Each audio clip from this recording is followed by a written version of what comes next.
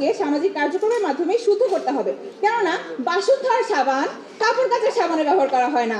আগে যদি বিনষ্ট করে দেওয়া যায় তবে তার ডালপালা নিয়ে কেন মাথা ঘামাচ্ছেন বিরোধী দলীয় বন্ধুরা?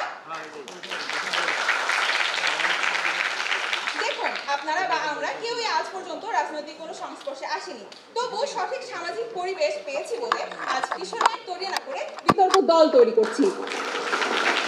তাই বিপরীত বক্তাদের এই প্রস্তাবের সঙ্গে একমত পোষণ করা উচিত, কেননা এই সরকার কাজ করছে তাদের জন্য, আমাদের জন্য এবং কিশোর অপরাধীদের জন্য। তারা কিশোর গ্যাং তৈরি করছে, আমরা বিতর্ক করছি। একই সরকার যখন কাজ করছে তখন ফলাফল দুটো কিভাবে হতে পারে?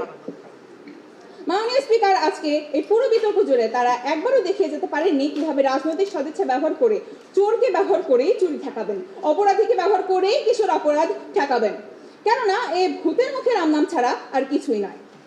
এরকম কোনো উদাহরণ, কোনো মডেল আজ তারা দেখিয়ে দিতে পারেননি যেখানে কিভাবে তাদের দাবি গৃহীত হয়। মাননীয় স্পিকার, আপনি রাজনৈতিক সদিচ্ছা দিয়ে বাবা মাকে সন্তানের প্রতি নজরদারি করাতে পারবেন না, রাজনৈতিক সদিচ্ছা দিয়ে কিশোরের একাকিত্ব দূর করতে পারবেন না, সামাজিকীকরণ করতে পারবেন না, নৈতিক মূল্যবোধ শেখাতে পারবেন না, সুস্থ পারিবারিক শিক্ষাও তৈরি করতে পারবেন না। মাননীয় স্পিকার, তারা যে এতক্ষণ আইনের কথা বলে গেলেন, আইন কখন কাজে লাগে?